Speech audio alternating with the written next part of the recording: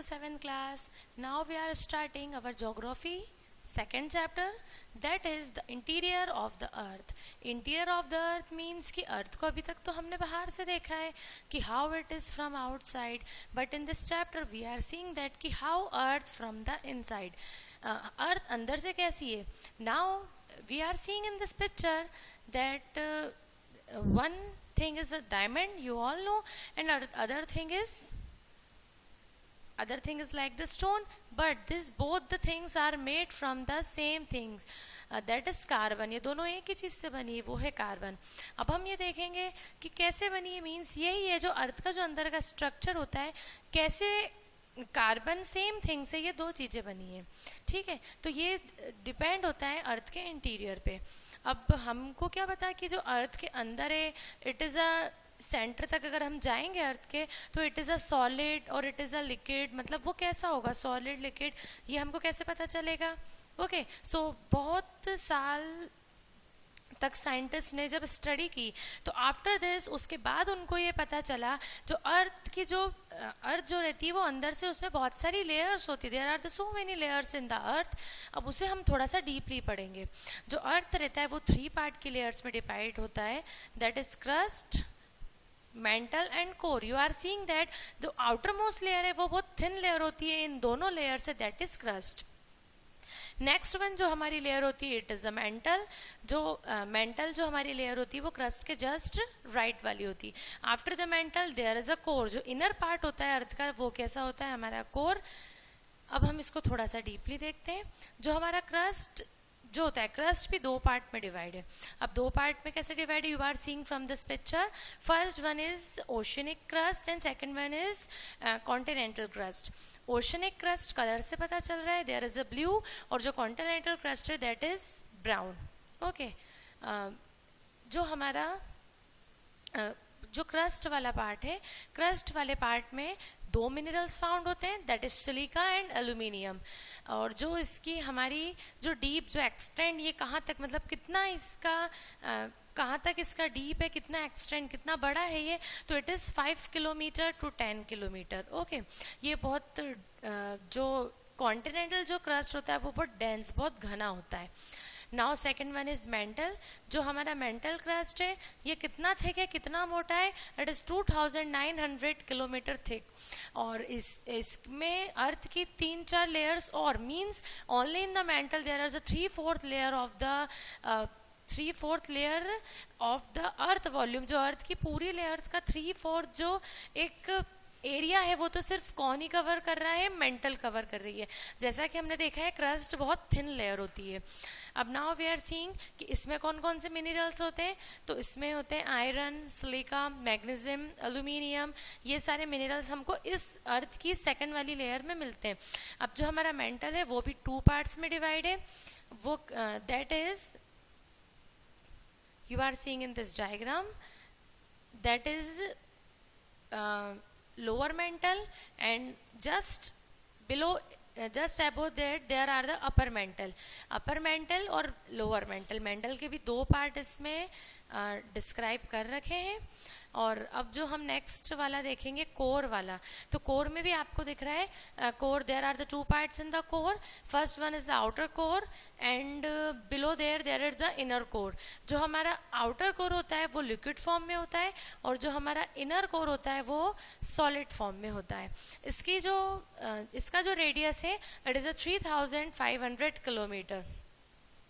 Now we are seeing that जो outermost होता है वो लिक्विड होता है और इनर मोस्ट सॉलिड होता है, because there are the different pressure. और जैसे जैसे हम डीपली जाते हैं अर्थ में, तो अर्थ के बीच में वहाँ का टेम्परेचर और जो वहाँ का प्रेशर रहता है वो बहुत डिफरेंट होता है. सो बिकॉज ऑफ दिस इसमें ही एक पार्ट जो हमारा सॉलिड है, नेक्स्ट पार्ट इज हमारा लिक्विड है. जो टेम्परेचर अगर हम इसके बिलो जब हम जाकर देख रहे हैं कोर वाले एरिया में, तो वहाँ का टेम्परेचर होता है 5000 degree Celsius. It is a very high temperature. और उसी टेम्परेचर की वजह से वहाँ का जो टेक्सचर और जो डिफरेंट अर्थ का जो टेक्सचर है वो बहुत डिफरेंट होता जाता है, क्योंकि वहाँ का प्रेशर टेम्परेचर बहुत ज़्यादा ही डिफरेंट होता है. अब हम देखते हैं कि the many more things in the earth are like the rock. जो रॉक होता है द अर्थ क्रस्ट बहुत हार्ड होता है, सॉलिड होता है, और हार्ड और सॉलिड वो किससे बना होता है? रॉक से, because rock is a very solid material और अ सॉलिड पार्ट। रॉक बहुत सारे colour, size, texture, different different things में होता है। हर एक रॉक को हम अलग अलग उससे आइडेंटिफाई कर सकते हैं। जो रॉक्स हैं वो डिपेंड होते हैं कि वो किस टाइप का रॉक है। उसको कैटेगराइज जो 3 टाइप में कैटेगराइज करा है, इग्नियस रॉक, सेडिमेंट्री रॉक और metamorphic rock. Now we are seeing the igneous rock. Magma rise towards the crust. अब इग्नियस रॉक कैसे बनता है, दैट वी आर सीइंग। जो मैग्मा रहता है वो क्रस्ट मीन्स जो ऊपर वाली लेयर होती है वहां तक जाता है, फिर वो कूल डाउन, ठंडा होने के बाद जब वो रॉक बनता है तो उसको हम बोलते हैं इग्नियस रॉक। इग्नियस रॉक हमारा प्राइमरी रॉक है। प्राइमरी रॉक मीन्स क्या होता है कि इस इग्नियस रॉक्स की हेल्प से ही हमारे जो नेक्स्ट 2 रॉक्स है, लाइक द सेडिमेंट्री रॉक और मेटामॉर्फिक रॉक होते हैं। ओके, अब जो हमारा इग्नियस रॉक है that is also divided in the 2 part.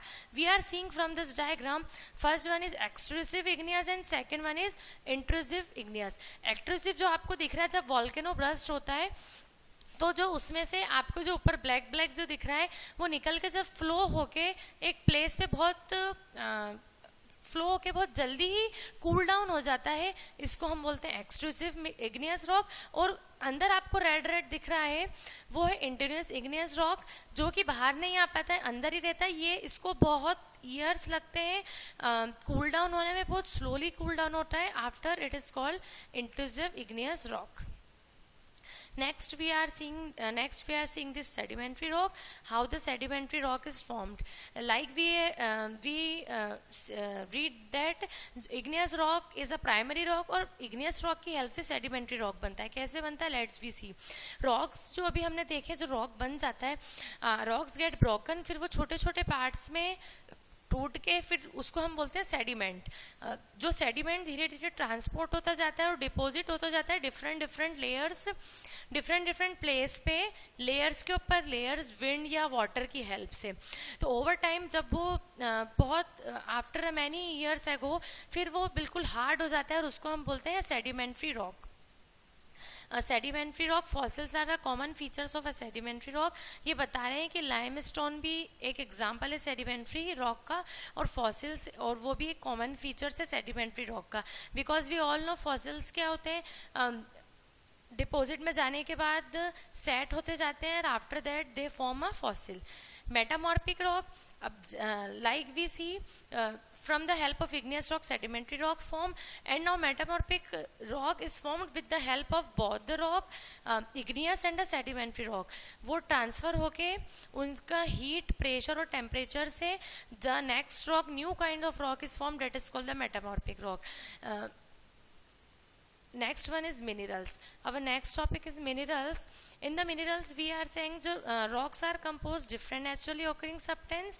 उसमें rocks में अलग अलग टाइप के बहुत सारे substance की वजह से कुछ minerals उसमें मिलते हैं, उसके यूनिक केमिकल कंपोजिशन की वजह से अलग अलग रॉक में, तो अलग अलग रॉक में अलग अलग टाइप के मिनरल्स फाउंड होते हैं, as we seen in this 3 types of rock.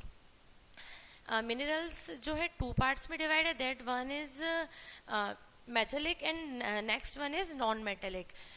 अब ये in this diagram we will see that from the magma एक इनिशियल लेवल है, उस मैग्मा की हेल्प से हमारे सारे जितने भी रॉक है वो फॉर्म हो रहे हैं। जैसे मैग्मा अपन देख रहे हैं कि व्हेन मैग्मास गोज अप उससे इग्नियस रॉक बन रहा है, देन इग्नियस रॉक छोटे छोटे पार्ट्स में जब ब्रेक डाउन होता है with the help of water and the wind, वो फ्लो होकर जब एक लेयर्स डीप में जाके बनता जाता है, that is the sedimentary rock. फिर सेडिमेंट्री रॉक जब बहुत ज़्यादा डीप में जाता है, after it will form the metamorphic rock with the help of pressure and the temperature. जब टेम्परेचर और प्रेशर बहुत ज़्यादा चेंज होता जाता है तो उसकी हेल्प से जो बनता है मेटामॉर्फिक रॉक।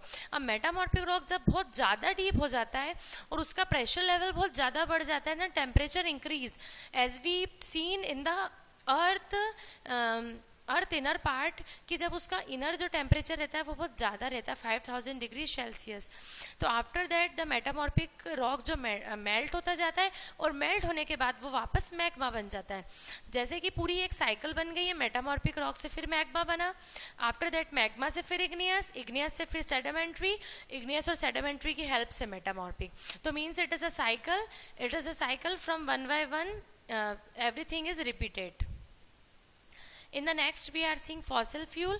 Fossil fuel क्या होता है? Important source होता है एनर्जी का जो सेडिमेंट्री रॉक में होता है। Fossil fuel are formed in the result of a decomposition. जैसे जैसे वो decompose होता जाता है तो उसकी हेल्प से fossil fuel बनता है। अब तो जो हम यूजेस देखते हैं 3 थिंग्स के that we have read now, rocks, mineral and fossil fuel. Rocks का मेनली कंस्ट्रक्शन में यूज होता है, बिल्डिंग ब्लॉक्स में सीमेंट और ये सारी चीज़ें रॉक की हेल्प से बनती हैं, और रॉक की हेल्प से मार्बल, स्टोन, बहुत सारी चीज़ें जिससे हम मूर्ति भी बनाते हैं वो सब चीज़ें हेल्प होती है। Next one is minerals. Minerals हमारे बहुत सारे like the iron, gold, aluminium, copper, ये सारी चीज़ें जो बहुत सारे मटेरियल्स बनाने में हेल्प होती है। लाइक आयरन से हम स्टील बना सकते हैं। अब मोस्ट ऑफ द जो हम जब फॉसिल का यूज़ देखें तो most of the energy we are using that is a fossil fuel. Like in the driving vehicle we want petrol, diesel, this is the form of fossil fuels. In cooking, in the various activities fossil fuel are used for us.